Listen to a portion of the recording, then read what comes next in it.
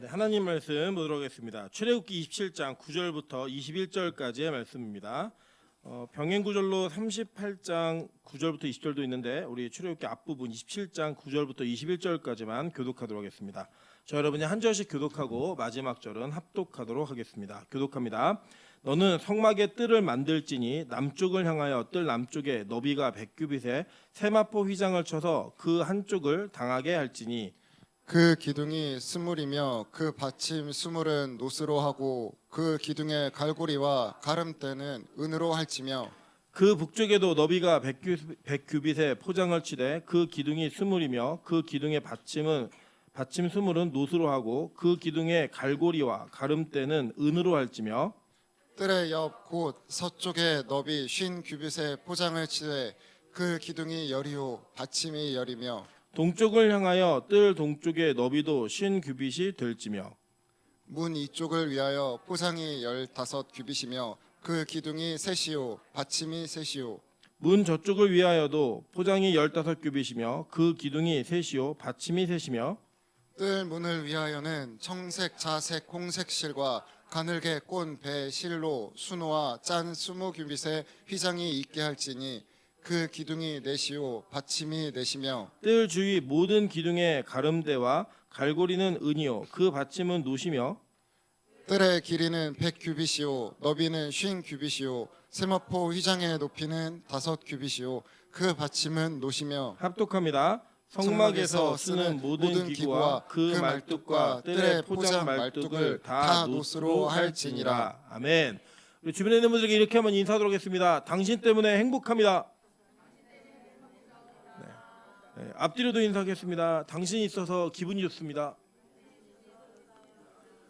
네, 우리가 함께 만나는 것만으로도 기분이 좋아질 수 있는 그리고 행복함을 느낄 수 있는 우리 빛가소금 교회 되기를 주님의 이름으로 축원합니다. 네, 오늘은 출애굽기 111번째 강의 시간입니다. 27장 9절부터 21절까지의 말씀을 가지고 선을 넘어 넘지마라는 제목으로 하나님 말씀 증거하도록 하겠습니다. 우리 얼마 전에 우리 한국에서 만든 영화 중에 기생충이라는 영화가 전 세계에 열풍을 불러일으켰습니다. 아시는 바처럼 이 기생충에서 그 주인공으로 나오는 사람들이 있었고 또 뭐 요 근처에는 유명을 달리한 배우도 있지만 그 극 중에서는 이런 장면이 나옵니다. 이 극 중에서 부잣집 그 주인으로 나오는 고 이성균 씨가 이런 대화를 나눕니다. 자기가 싫어하는 사람이 누구냐면 선을 넘는 사람이라는 거예요. 선을 넘는 사람. 그래서 그 영화 자체에서 선을 넘다라고 하는 그 대사가 우리에게 주고 시사하는 바가 있는데 뭐냐면 신분, 계층, 권력 이 선을 넘어오는 사람들을 이 사회가 용납하지 않고 그 선에 오히려 빌부터 살든지 그 선을 넘으면 이런 사회에 붕괴되는 체제를 만들어 놓고 사람들을 그 안에서 기생하도록 만들었다라고 하는 그런 메시지를 감독이 담아서 전달했던 이 기억이 있습니다. 뭐 영화에 뭐 재밌는 거 말고 뭐 유부를 떠나서 그러니까 선을 넘는다라는 게 어떤 얘기인지 우리는 잘 압니다. 그래서 때로는 이 대화를 우리는 친구들 사이에서도 부부 사이에서도 또 때로는 부모와 자녀 사이에서도 항상 대화하는 것 중에 뭐냐면 선을 넘지 마 이렇게 얘기하면서 그 선을 넘지 않는 것에 대한 안전을 서로 유지하고 그 안전거리가 지켜질 수 있는 관계를 우리는 좋은 관계라고 이야기를 합니다. 오늘 이 본문을 보시면 하나님께서는 이 성막의 뜰이라고 하는 그 영역을 하나님께서 제한되게 만들라고 말씀하셨는데 이 내용을 사실은 38장에 읽어보면 좀 더 자세한 내용들이 나눠주는 것들이 있습니다. 근데 요거는 읽기에는 시간이 너무 길기 때문에 그리고 읽어도 잘 모르세요. 그래서 제가 가능한 한 비슷한 그림을 많이 가지고 와서 그림을 보면서 좀 설명을 드리도록 하겠습니다. 그러니까 여러분 이게 기억하시면 되는 게 뭐냐면 지금 이제 제가 첫 번째 드린 그림은 너무 작아가지고 잘 안 보이시죠? 간지에도 잘 안 보이시는데 이게 설명한 게 뭐냐면 잘 보세요. 설명한 게 뭐냐면 전체 북쪽은 어디예요, 여러분? 예, 북쪽은 위예요, 위. 예, 남쪽은 아래입니다. 그래서 북쪽과 남쪽이 100규빗이에요. 100규빗이면 몇 메다죠? 네, 5m씩 해가지고 곱하기 50cm 죄송해요. 50cm로 해가지고 곱하기 100을 하는 거예요. 그리고 이 양쪽의 동쪽과 서쪽은 짧죠, 그죠? 직사각형 형태죠. 여기는 몇 규빗이라고 그랬죠? 50규빗. 이렇게 이루어진 전체 성막 전체 이 뜰을 얘기하는 이 규정하는 그 기둥들 나누고 그거를 세마포로 쭉 연결하는 겁니다. 그래서 이 내용을 먼저 기억하시면 되겠는데, 자 여기 먼저 이 내용을 보면 먼저 기둥부터 먼저 보도록 할게요. 기둥은 어떻게 되냐면요, 설명이 길지만 그림으로 보면 간단하십니다. 우리 그림 한번 보여주실까요? 자, 이 그림을 보시면 먼저 오른편에 있는 그림을 보시면요, 우리 지난 시간에 그 널빤 배울 때 가름대라고 하는 거 배우셨죠? 번역이 좀 잘못됐지만 이게 무늬라고 생각하시면 돼요. 그래서 기둥이 서 있고 그 기둥에 무늬를 쭉 넣어놨습니다. 그리고 맨 밑에 받침대는 가로 세로 1규빗씩 정사각형으로 뭘로 만들라 그랬죠? 노스로 만들라 그랬어요. 노트로 만들어서 이 노시 밑에 받침이 돼서 거기에 꼽는 형태예요. 꼽는 형태고 이게 전체 높이가 몇 규빗이죠? 10규빗. 예, 10규빗이니까 몇 메다예요? 5m. 예, 5m 정도 되는 크기입니다. 그러니까 높이예요, 높이가. 지금 제가 항상 말씀드리지만 우리 교회가 4m 30이거든요. 천장까지가 여기보다 70cm 정도가 더 큰 거겠죠. 그러니까 굉장히 높은 규모예요, 생각보다. 자, 그래서 이 끝에는 은머리 싸개를 한다는데 은머리 싸개니까 뭘로 만들었겠어요? 네, 은으로 만들었어요. 그게 또 그 꽃갈모자 같은 걸 씌워놨죠, 그죠? 그리고 저기 가까이 보시면은 갈고리 같은 게 하나 쏙 나와 있어요. 보이세요? 네, 그것도 역시 은으로 만들었습니다. 그래서 이 성막을 만들 때에 지면에 가까운 것들은 조금 값어치가 낮은 것, 그리고 지면에서부터 먼 것, 즉 위로 올라가는 것들은 더 값어치 있게 만드는 것들로 성막 전체가 구도로 만들어져 있다는 것을 여러분이 기억하시면 저희 의미 있게 받아들이실 수 있을 것 같아요. 자, 그리고 이것을 고정하기 위해서 고정용 말뚝과 밧줄을 만들라고 이야기합니다. 그래서 이 말뚝은 여러분 보시는 것처럼 이렇게 저렇게 되는데, 그냥 우리 왜 텐트 쳐보신 기억 있으시죠? 예, 텐트를 쳐볼 때, 텐트를 칠 때 땅에다가 박는 말뚝처럼 말뚝을 만드는데, 이 말뚝의 재료는 역시 뭐였죠? 땡. 네, 지면에 가까우니까 네, 노트로 만든 겁니다. 그래서 이 전체 기둥과 말뚝은 이렇게 제작이 되어 있는 거예요. 자, 그래서 이 기둥이 어떤 의미가 있는지 한번 살펴보도록 하겠습니다. 출애굽기 27장 17절부터 19절입니다.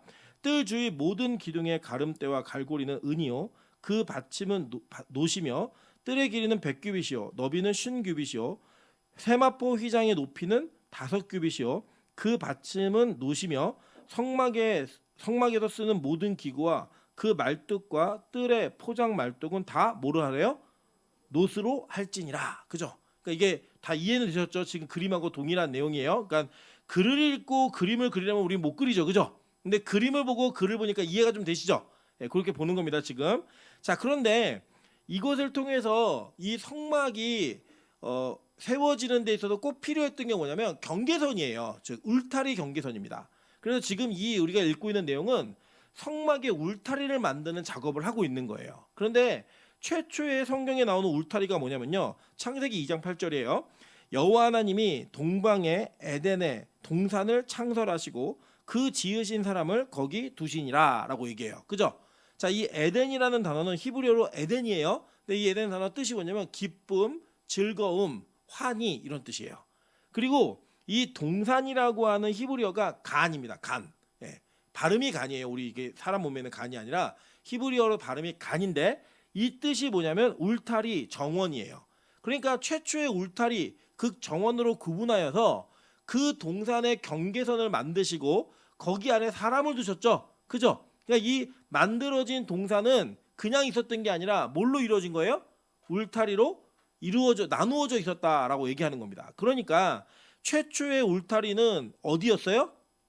에덴 동산이었고, 그 에덴 동산을 하나님께서 거룩하게 만드신 땅이었죠. 거기에 하나님께서 지으신 사람을 두었어요. 그러니까 지금 우리가 이미 공부했죠.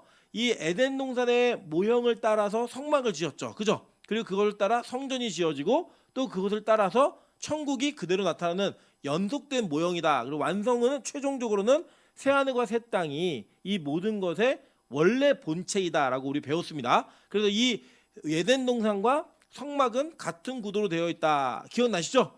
네, 그거 기억하시면 될 것 같아요. 그래서 최초의 이 울타리는 뭘로 이루어졌다? 에덴 동산에서 이 동산을 구분하는 울타리가 있었다라고 보시면 되는 거예요. 자, 그런데 이 울타리라고 되어 있는 이 울타리와 함께 이 성경에서 나오고 있는 기둥이라는 단어가 있죠. 기둥. 이 기둥이라는 단어는 히브리어로는 아무드라는 단어인데 이게 장막, 기둥, 지지대 이런 뜻이에요. 근데 이 아무드라는 단어가 어디에 쓰였나 봤더니 출애굽기 13장 21절과 22절입니다. 여호와께서 그들 앞에서 가시며 낮에는 구름 기둥으로 그들의 길을 인도하시고 밤에는 불 기둥을 그들에게 비추사 낮이나 밤이나 진행하게 하시니 낮에는 구름 기둥 밤에는 불 기둥이 백성 앞에서 떠나지 아니하니라라고 얘기해요. 자, 우리가 구름 기둥과 불 기둥으로 이스라엘 백성들을 인도하신 거는 이미 배워서 알고 계시죠? 근데 거기에 쓰는 이 기둥이란 단어와 지금 여기서 하나님께서 기둥 만들어라고 얘기했던 그 기둥이라는 단어가 똑같은 단어인 거예요. 자, 그러니까 이 기둥은 기둥이 세워지고 그 기둥과 기둥 사이를 세마포 천으로 연결했을 때 경계선, 울타리가 만들어졌다고 얘기했죠. 그래서 그 만들어진 원래 모형의 형태는 에덴 동산의 형태가 그렇게 만들어졌었고 하나님께서 이스라엘 백성들을 광야에서 인도하시는데 그 광야에서 인도하실 때마다 하나님 뭘 세우셨어요? 구름 기둥과 불 기둥으로 그들에게 또 다른 울타리를 형성해 주신 거예요. 즉 이 성막이라고 하는 지상에 붙어 있는 눈으로 볼 수 있었고 만질 수 있었고 체험할 수 있는 이 성막의 울타리와 기둥도 있었지만 동시에 이스라엘 공동체 전체를 다 가리우는, 즉 밤에는 불기둥으로 따뜻하게 온기로 가두었고 낮에는 구름 기둥으로 그들을 그늘 가운데 가둔 거죠. 그래서 가두었다는 표현이 좀 안 좋은 표현일 수 있지만 보호하셨다라고 보시면 돼요. 왜냐하면 예전에 고대 사회에서는 야생 짐승이나 외부로부터의 위협을 막기 위해서 울타리를 쌓은 거예요. 가둬놓으려고 쌓은 게 아니라. 그래서 보호한다는 개념이 더 강해요. 이 보호의 개념으로 구름 기둥과 불 기둥이 하늘로부터 하나님께서 직접 보호하신다라는 그 이미지를 보게 하신 거예요. 그러니까 지금 이 성막은 천상에도 그대로 있고 이 천국의 모형으로서 땅에도 그대로 나타난 거죠. 여러분 그래서 우리 배우셨지만 요한계시록 배우실 때 교회에서 예배가 일어나면 동시에 어디서 예배가 일어났죠?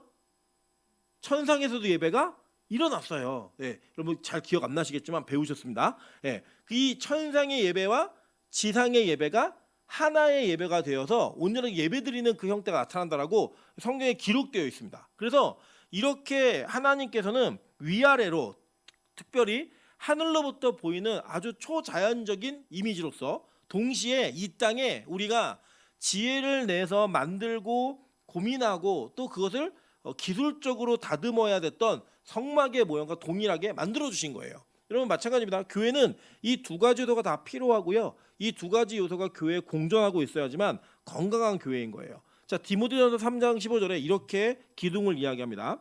만일 내가 지체하며 너로 하여금 하나님의 집에서 어떻게 행하여야 할지를 알게 하려 함이니 이 집은 살아계신 하나님의 교회요 진리의 기둥가라고 얘기할 때 이 헬라어가 스틸로스라는 단어인데 이 단어를 히브리어로 바꾸면 아무드예요. 똑같은 단어인 거예요. 자, 그래서 하나님께서는 하나님의 교회가 무슨 기둥으로 세워졌다고 얘기해요? 진리의 기둥으로 경계선이 그어졌다고 얘기하는 거예요. 잘 보세요. 이게 무슨 뜻이냐면 이런 겁니다. 자, 이게 이스라엘 백성들이 광야를 다니잖아요. 광야를 다닐 때 이 광야에서 낮에 보호받는 영역이 어떤 영역이었어요? 낮에. 여러분 한번 상상해 보세요. 여러분 광야를 다니시는데 낮에는 태양빛이 막 쬐죠. 그러면 그 태양빛이 쬐는 광야에서 보호받는 영역은 어느 영역이었어요? 구름 기둥이 있는 영역이었다고요. 밤에는요.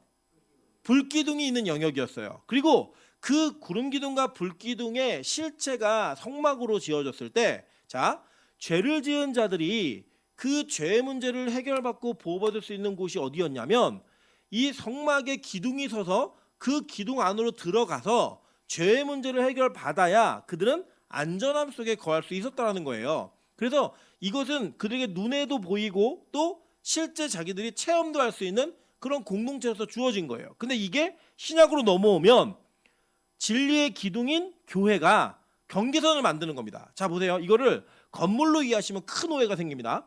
예를 들어서 여러분 이럴 수 있을까요? 집에 있으면 자꾸 막 꿈이 이상한 꿈이 꺼지고 막 헛것이 보이고 막 이래요. 근데 교회 안으로 막 들어와 가지고 건물을 들어와서 이 문을 열고 들어오는 순간부터 그게 안 보인다. 그래서 나는 앞으로 교회에서 살겠다라고 얘기하면 이게 맞아요, 틀려요?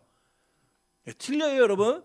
교회 건물은 성전이 아니에요. 여기서 말하는 성전은 거룩한 집이 아니라는 거예요. 그 이게 뭐냐면 여기를 거룩하다고 얘기하면 여기 밖은 다 뭐예요? 부정하게 되는 거예요.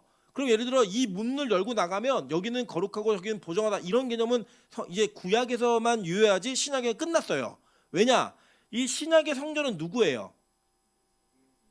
예수 그리스도고 그 성전에 접붙인 자들은 우리가 실제 성전이잖아요. 그죠? 그렇기 때문에 이렇게 어떤 건물이나 물건 자체가 거룩하다라고 표현하는 것은 이제 구약에만 유효했던 표현이고 이 신약에는 그 유효하다 유효하지 않다 유효하지 않아요. 그래서 여러분 옛날에 그 지금도 이제 그런 교회가 몇몇 있는데 시골 교회들은요 여기 강대상은 여자가 청소 못 하게 했습니다.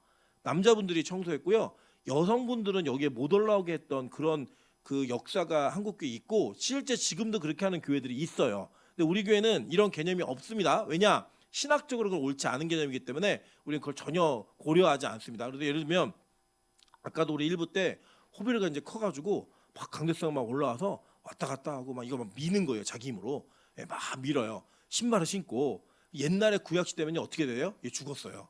예. 근데 신약 시대는요 이거는 전혀 문제 없는 거예요. 예수님께서 오히려 아이들이 오는 걸 막아라 막지 말아라. 막지 말아라고 얘기했기 때문에 전혀 문제 없는 겁니다. 자, 그런데요 잘 보세요.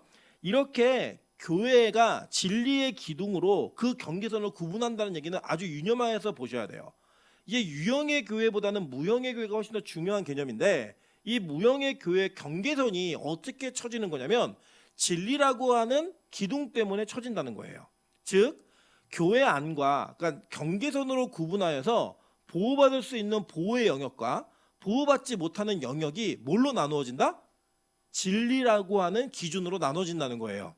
그리고 이 진리의 실체는 누구예요? 예, 나는 길이요, 진리요. 누가 얘기했어요? 예수님. 그러니까 예수님이라는 그 진리 안에 들어온 자와 그 진리 밖에 있는 자가 완전하게 다른 보호함을 받게 된다는 거예요. 그러니까 진리 밖에 있는 자는 보호받는다 못 받는다? 못 받는다는 거예요. 진리 안에 있는 자만 뭐로부터 보호받냐면 죄로부터 보호를 받는 거예요.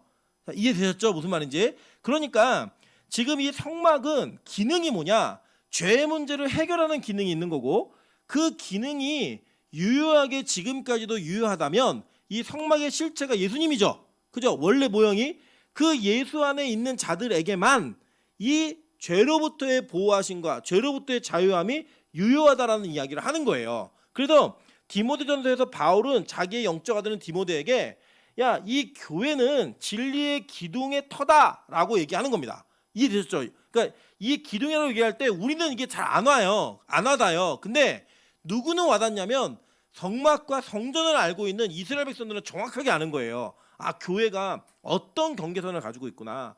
진리라는 경계선으로 나누어져 있는 거예요. 그런데 여러분 교인이냐 교인이 아니냐 이거를 지금 현대 교회는 교회에 얼마나 출석했는지 등록을 했는지 뭐 세례를 받았는지 이런 걸로 구분합니다. 그게 다 잘못됐다는 건 아니에요. 그런데 이 진정한 구분은 뭘로 돼야 되냐면 진리의 기둥이 서 있는 터 안에 들어와 있는가 아닌가 이거 갖고 따지는 거예요.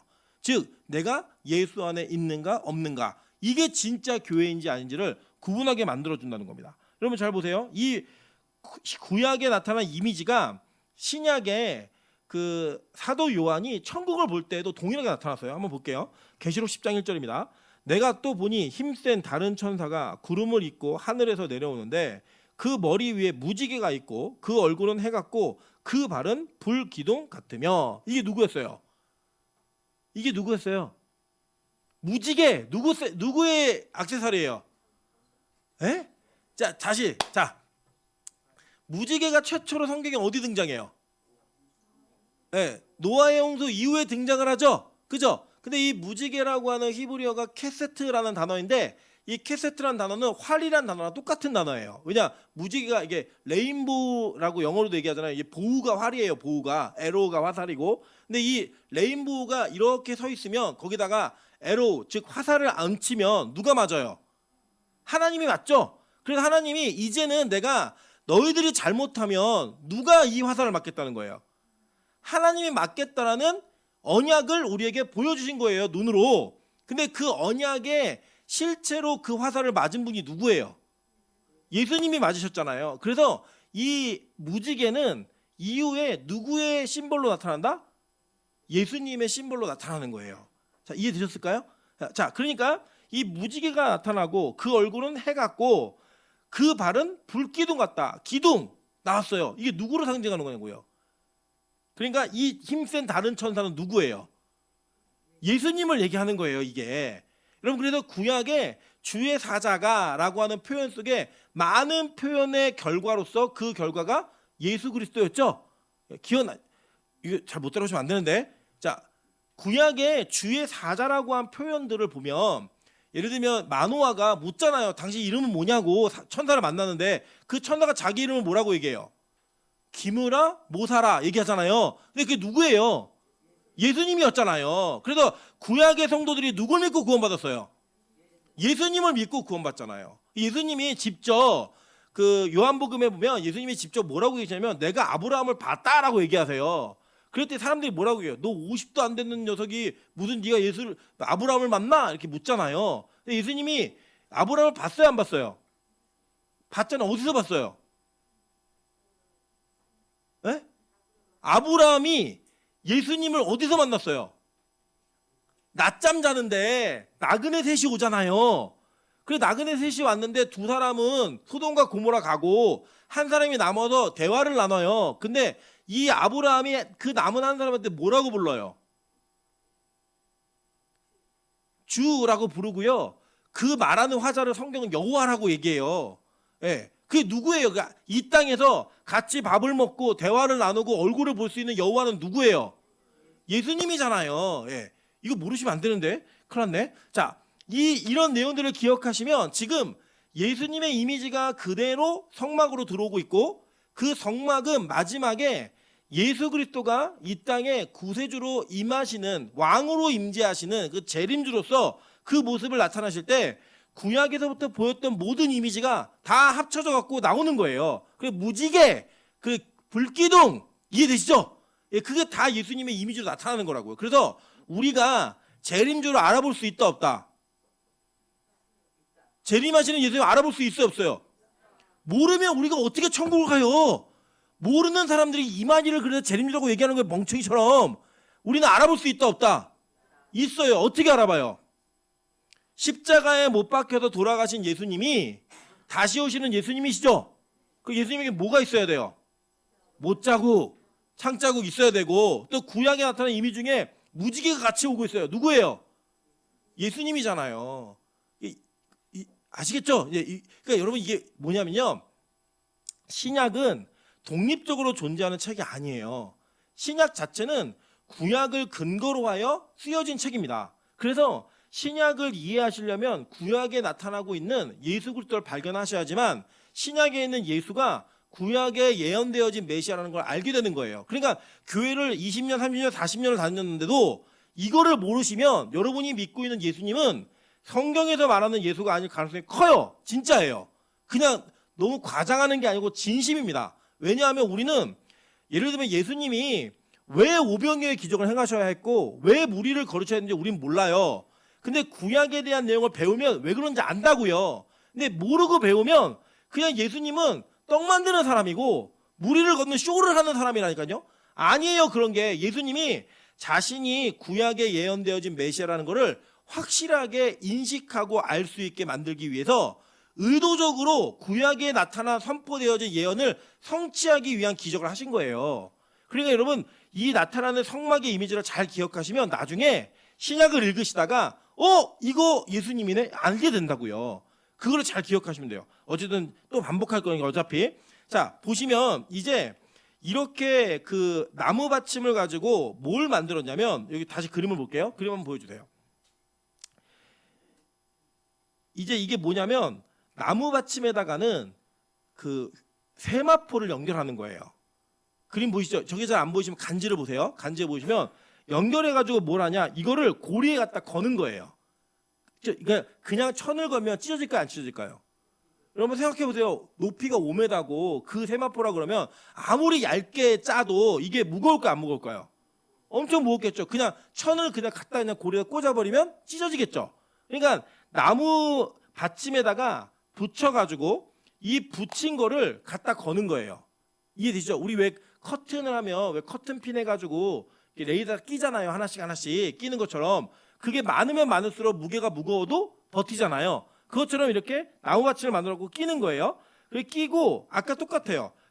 그 가름대한 거 뭐 갈고리 은으로 만들어서 위로 올라가면 올라갈수록 다 은재질이에요. 그러니까 이 나무 받침에 있는 그 갈고리 이렇게 갖고 딱 거는 게 다 은 갈고리에 거는 거예요. 이렇게 걸었다는 거 기억하시면 됩니다. 자, 그래도 보시면 자 계시록 3장 12절에도 이렇게 얘기해요. 이기는 자는 내 하나님의 성전에 뭐가 된대요? 계시록 3장 12절. 자, 읽겠습니다. 시작. 네, 하나님 성전의 기둥이 되게 하리니 그가 결코 다시 나가지 아니하리라. 내가 하나님의 이름과 하나님의 성 곧 하늘에서 내 하나님께로부터 내려오는 새 예루살렘의 이름과 나의 새 이름을 그의 위에 기록하리라. 자, 하늘로부터 내려오는 새 예루살렘이 뭐예요? 응? 하늘로부터 내려오는 새 예루살렘 성이 뭐냐고요? 새 하늘과 새 땅이에요. 이게 천국이라고요. 그러니까 뭐냐면 계시록은 누가 썼죠? 네, 사도 요한이 썼어요. 사도 요한은 어느 나라 사람이에요? 유대인이죠. 그러니까 유대인이기 때문에 사도 요한이 본 천국은 유대인의 문화 속에서 이해할 수 있게 보여주신 거예요. 그러면 우리가 천국을 하나님의 성이라고 얘기하잖아요. 근데 이 사도 요한이 봤던 성은 무슨 성이에요? 가장 예루살렘 공동체에서 거룩했던 성이 어디예요? 예루살렘 성이잖아요. 그러니까 단장되어진 새 예루살렘 성이 하늘로부터 내려오는 걸 보는 거예요. 이해되셨을까요? 그래서 예를 들면 이런 거예요, 여러분. 우리나라 사람들이 귀신을 보면 무슨 귀신을 보죠? 처녀 귀신, 막 후복 입고 머리 풀어헤치고 입에 막 피 흘리는 이런 귀신을 보죠. 서양인들이 귀신을 보면 무슨 귀신을 봐요? 드라큘라나 막 이렇게 낯들고 다니는 이런 걸 봐요. 마찬가지예요. 우리가 지금 예수님을 혹시 꿈에서 만난다면 어떤 예수님을 만날까요? 머리를 풀어헤치고, 그죠? 그리고 눈은 훅 들어갔죠. 훅 들어가고 이마는 툭 나오시고 눈이 파란 눈에 콧대는 어떠세요? 호독한 이런 예수님이 나타나죠. 그죠? 근데 진짜 예수님은 그런 예수님이 아니었잖아요. 이게 뭐냐면 유럽인들이 그린 예수님이에요. 그래서 그 예수님의 이미지를 우리는 그냥 가지고 있기 때문에 우리가 꿈을 꾸다가 예수님을 만났다 그러면 그런 분을 만나는 거예요. 근데 실제 예수님은 그런 분이 아니에요. 아니었잖아요. 그러니까 유대인이었던 요한이 가장 잘 이해할 수 있는 이미지로 천국을 본 거예요. 그래 이 천국을 보는데 이 하나님의 성전에 기둥이 누가 된대요? 이기는 자가 되는 거예요. 진리 안에 있는 자들, 진리로 말미암아 이 땅을 이기고 죄를 이긴 자들이 하나님의 성전의 기둥으로 세워진다라는 거예요. 자, 이거 이해되셨을까요? 예. 어디에서? 천국에서. 예. 그래 이기지 못한 자는 기둥이 돼요, 못 돼요? 못 되는 거예요. 그래서 이 새 예루살렘엔 그 이름과 나의 새 이름을 그의 위에 기록하겠다라고 해서 이름까지 바뀌어지는 거예요, 완전히. 그런 일들이 은혜 안에서 벌어진다라고 얘기하는 겁니다. 자, 볼게요. 이 거룩한 경계선이 딱 주어지는데 먼저는 완성적으로 보여드릴게요. 자, 그림 하나 사진 보여주실까요? 자, 그 다음 그림, 요거 말고. 자, 요거랑 비교가 돼야 돼요. 왜 비교가 돼야 되냐면, 자, 요거는 그냥 팁으로 알고 계시면 돼요. 성경에 기록되어진 기둥의 개수가 60개예요. 60개인데 저렇게 앞에 그림, 방금 앞에 그림. 자, 앞에 그림처럼 직사각형으로 완전하게 반듯하게 모서리가 네모난 이런 성막을 세우면요 어떤 문제가 발생하냐면 기둥이 4개가 남아요. 왜 남을까요? 모서리의 꼭지점은 겹치니까 남는 거예요. 이해되시죠? 무슨 말인지. 자, 그럼 이거를 60개로 만들려면 밑에 다시 그림, 이렇게 만들어야 되는 거예요. 자, 이해되셨을까요? 지금? 자, 모서리를 보시면 모서리가 다르죠? 아까 그림이랑 다시 전 그림 보여주세요. 자, 문제 이해되셨어요? 틀린 그림 찾기 아시죠? 다시 밑에 그림. 자, 모서리가 달라졌죠? 모서리의 양끝을 띄웠죠? 그걸 분리시켜서 이쪽 저쪽이 20개, 그죠? 그리고 여기 양쪽에 몇 개 들어가요? 10개 들어가겠다고 딱 반이니까 그렇게 만들어서 이어내는 거예요. 그리고 우리 예전에 휘장을 배우실 때 배우셨는데 휘장의 문은 오픈형이에요, 폐쇄형이에요? 오픈형이었죠. 열려 있는 거. 이거 이따가 다시 살펴볼게요. 자, 그런데 아주 중요한 건 뭐냐면 이 성막의 경계서 안으로 들어올 때는요, 다 맨발이에요. 성경에 기록이 안 돼 있는데 신에 대한 이야기는 한 번도 한 적이 없어요. 성막 안에서 제사장의 옷을 얘기할 때도 다 얘기합니다. 뭐 세마포, 에보 뭐 다 얘기하는데 신발 있다 없다? 없어요. 그래서 그 유대 문헌도 보면요, 이 성막 안에서 봉사하는 제사장들이건 또 여기에 들어가는 제사자이건 모두가 다 맨발로 가요. 맨발로 들어갑니다. 여러분 실제로요, 이 성막을 기록한 내용 속에 제사장의 옷이 나오거든요. 그 옷을 그대로 재현을 하면 그림이 나와요. 한번 보여줄까요? 그림. 예. 여기 보면은 오른쪽이 일반 제사장이에요. 왼쪽은 누굴까요? 너무 쉽죠, 그죠? 왼쪽은 대제사장이에요. 위에 입은 게 에봇이고 거기 가슴 형패 붙어 있죠. 이거 다 배울 거예요, 우리. 자, 그런데 이 두 제사장들의 동일한 점이 하나 뭐냐면 발을 한번 보세요. 맨발이죠, 그죠? 여기는 신을 벗고 들어가야 되는 거예요. 자, 이스라엘 백성들이 광야를 다닐 때 신을 신었을까 안 신었을까요?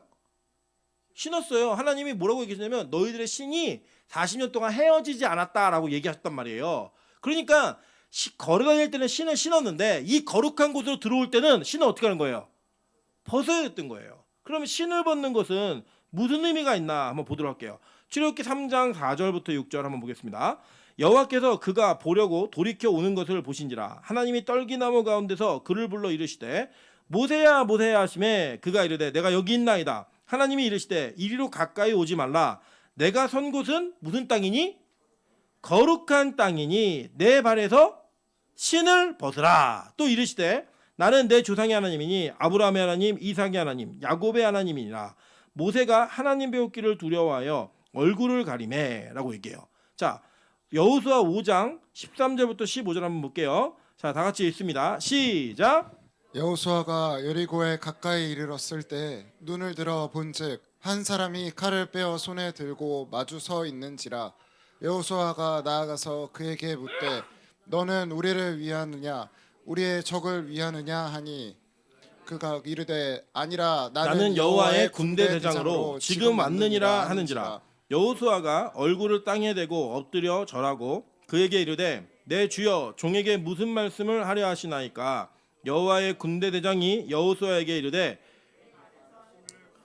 내가 선 것은 거룩하니라 하니 여호수아가 그대로 행하니라 라고 얘기해요. 자, 지금 동일하게 모세를 하나님께서 부르실 때 이게 떨기나무에서 부르시는 거예요. 자, 떨기나무, 생명나무 비슷하죠?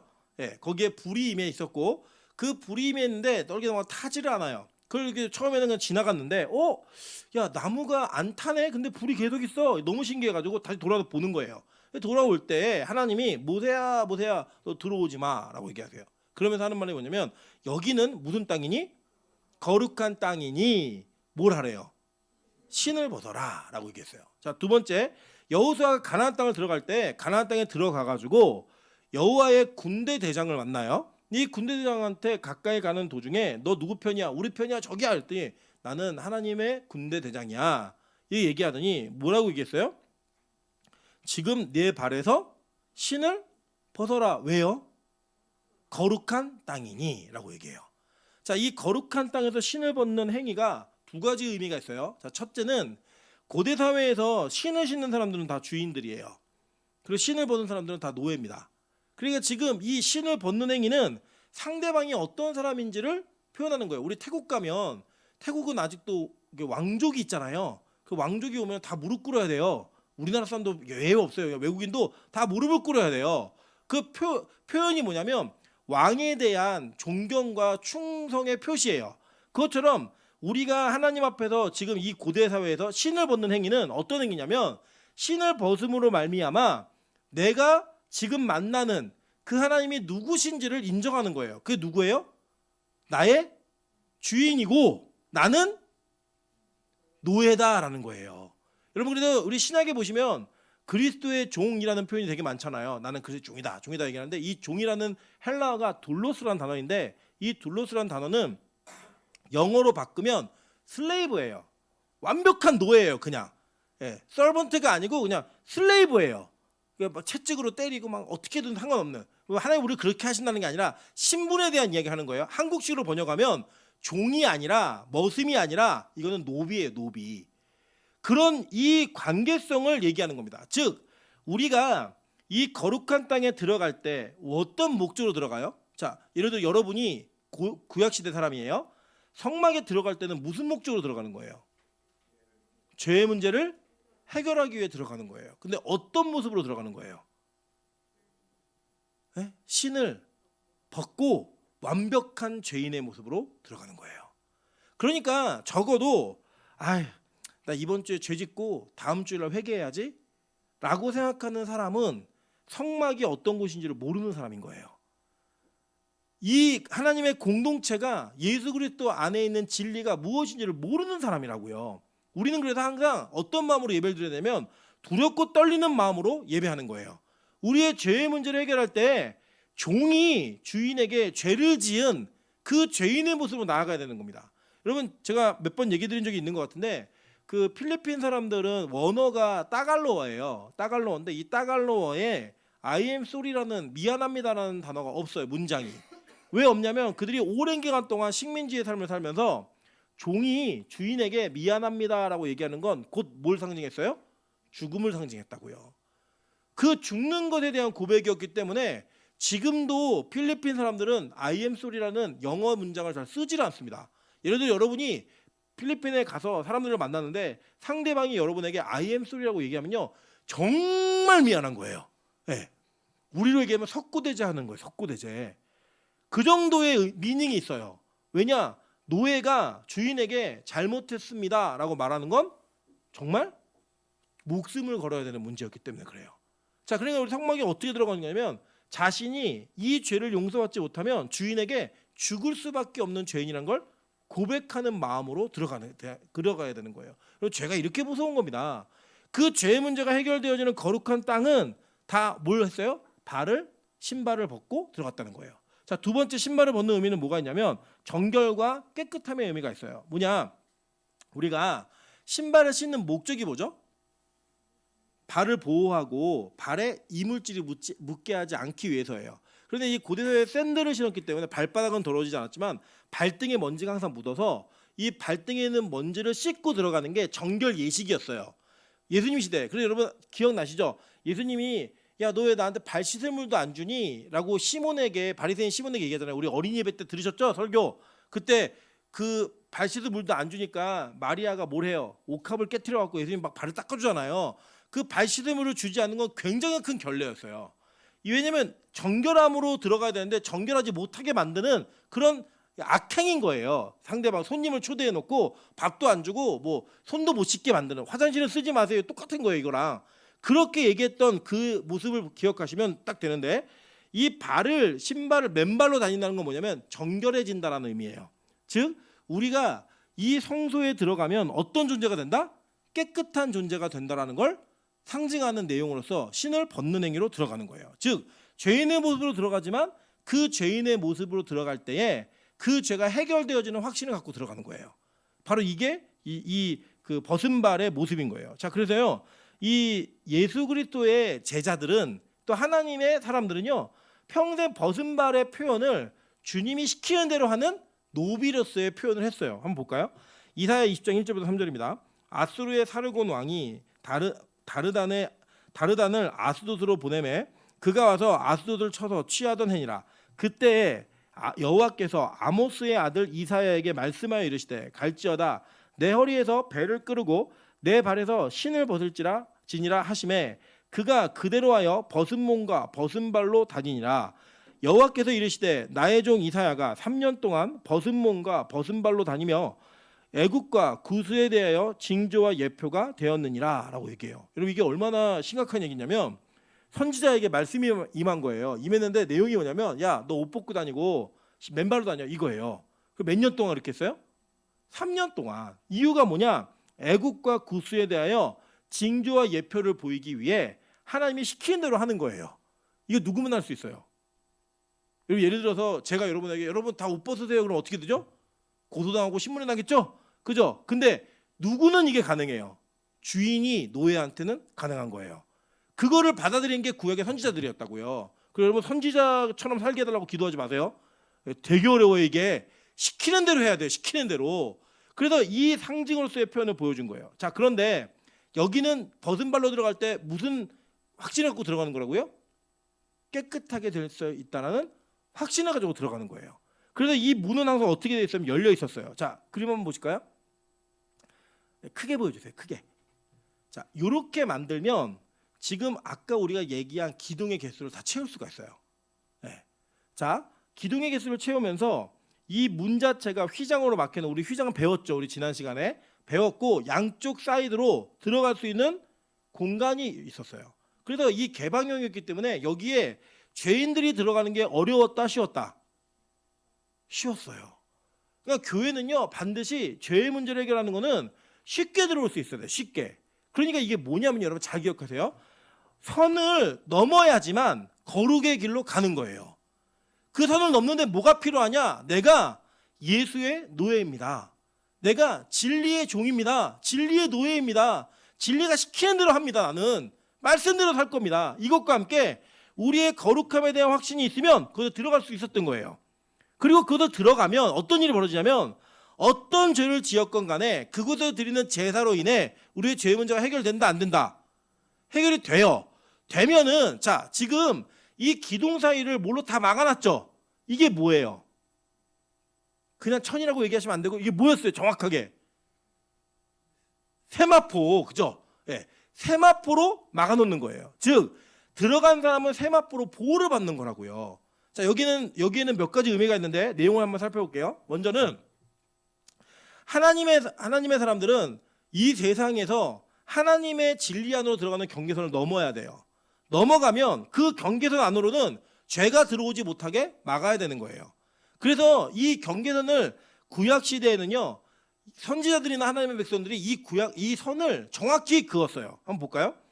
사사기 5장 20절부터 21절입니다. 별들이 하늘에서부터 싸우되 그들이 다 다니는 길에서 시스라와 싸웠도다. 기손강은 그 무리를 표류시켰으니 이 기손강은 옛강이라. 내 영혼아 내가 힘 있는 자를 밟았도다 라고 얘기해요. 옛강이라는 게 어딜까요?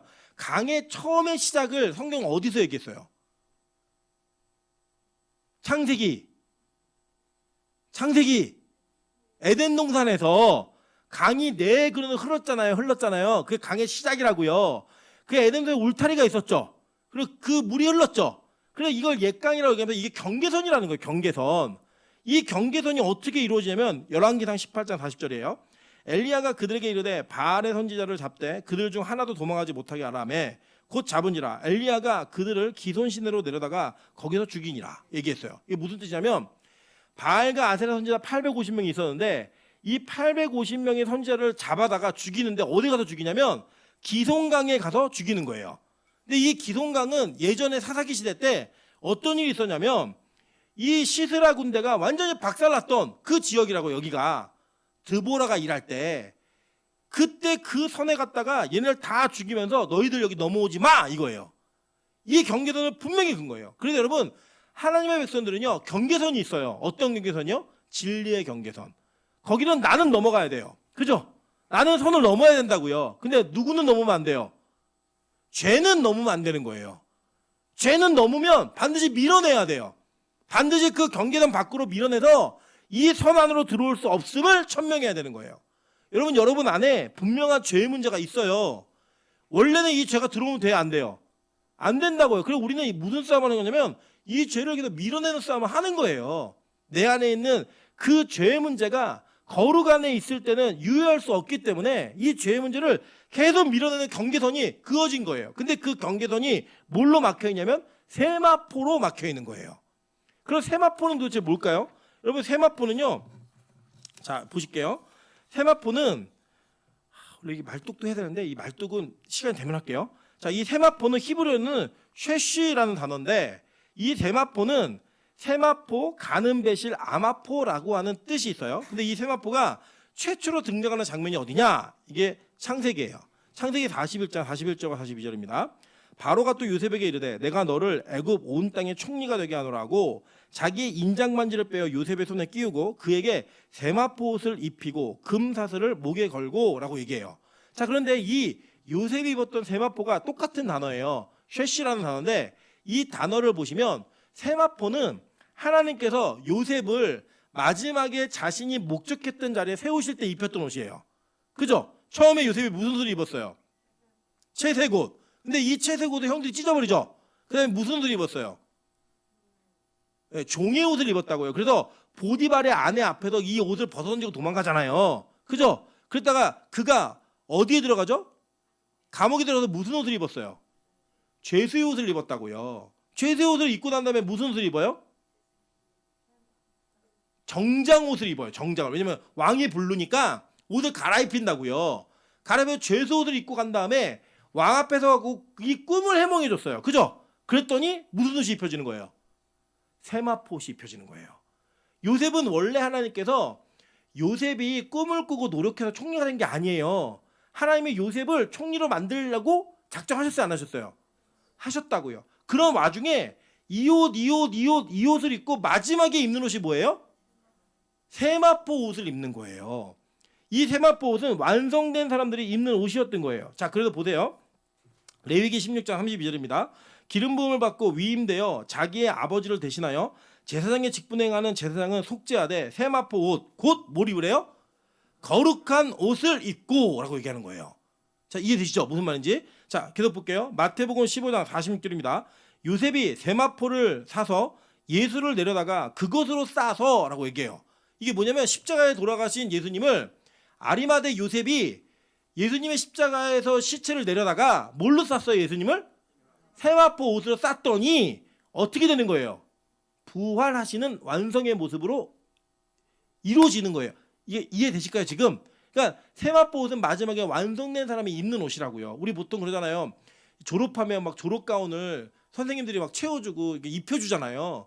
막 학위 받을 때 교수들이 입혀주잖아요. 입혀주는 게 뭐냐면 너는 이제 완성된 사람이야. 너는 이제 통과받은 자야. 이거예요.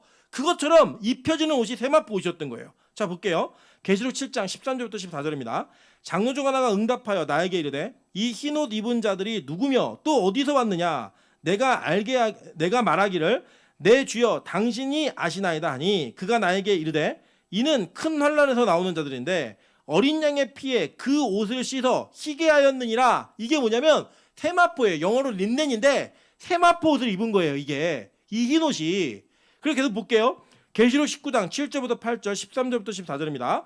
우리가 즐거워하고 크게 기뻐하며 그에게 영광을 돌리세 어린 양의 혼인기약에 이르렀고 그의 아내가 자신을 준비하였으므로 그에게 빛나고 깨끗한 뭘 입어요? 세마포 옷을 입도록 허락하셨으니 이 세마포 옷은 뭐예요? 성도들의 옳은 행실이로다. 완성된 모습인 거예요. 그 완성된 모습의 모형으로 자 볼게요. 이스라엘 백성들이 성막에서 제사를 드리면 자신의 죄가 어떻게 돼요?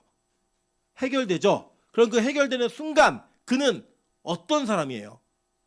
죄가 없는 완성된 자라고요. 그 순간은. 그러면 그 순간에 완성된 자는 뭘로 쌓여진 곳에 들어가 있는 거예요? 세마포로 둘러싸인 곳에 들어간 거예요. 그게 이제 신약에서는 우리에게 입혀지는 거고 그 입혀지는 것에 완성된 모습으로 우리가 새하늘과 새 땅에 올라가면 뭘 입어요? 세마포 옷을 입는 거예요. 우리 모두가 다. 이해되셨을까요? 그러니까 이게 진짜 이 땅에 있는 직물로 짠 세마포 옷, 아마포 옷을 입는 게 아니고요. 거룩한 흰 옷을 입는데 이 옷은 어떻게 해야지만 희고 깨끗한 옷이 되는 거예요? 예수의 피에 빨아야지만, 씻어야지만 그렇게 깨끗한 옷이 되는 거예요. 그걸 입으면 자 보세요.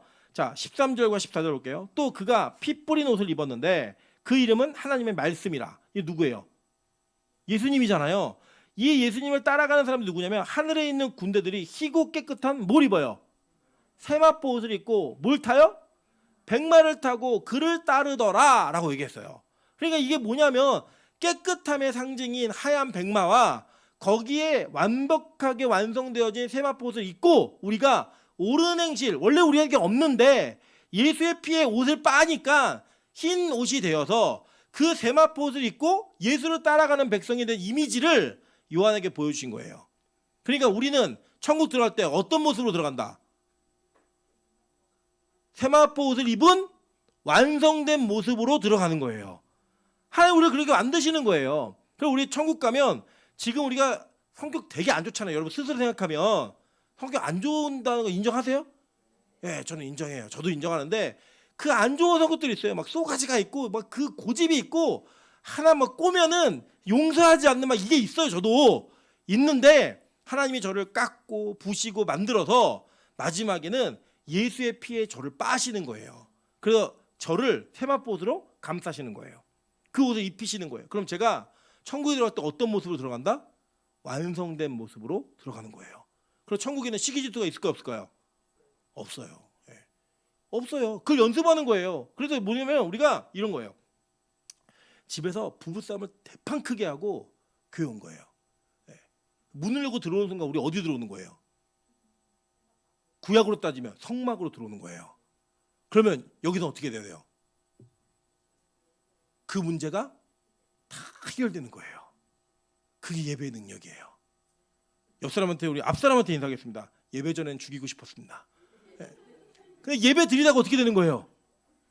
빛나고 깨끗한 세마포옷을 예수의 피에 빤 자들이 되어서 완성된 모습으로 바뀌어지는 거예요. 그래서 이 예배를 드릴 때마다 여러분이 뭘 경험한 거냐?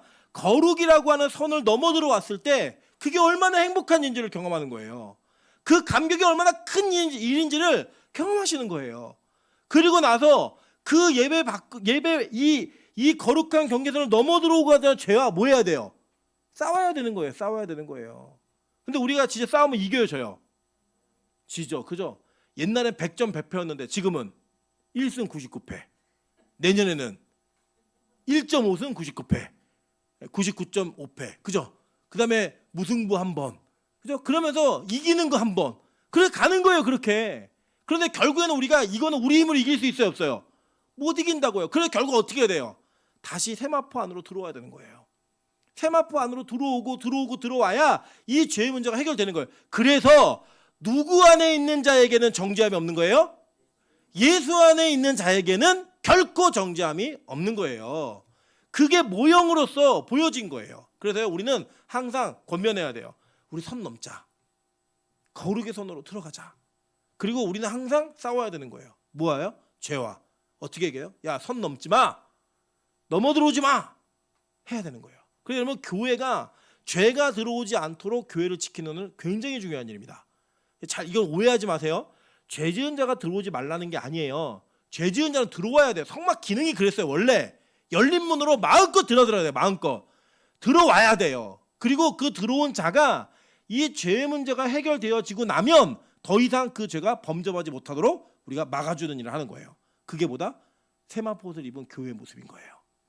그래서 이 세마포 옷은요 개인만 입는 게 아니라 공동체가 입는 거고요. 이 안에 예수로 말미암아 이 옷을 입게 되는 모든 자들이 자신이 거룩의 선을 넘어 들어온 그 거룩을 유지하기 위해 몸부림치는 거예요.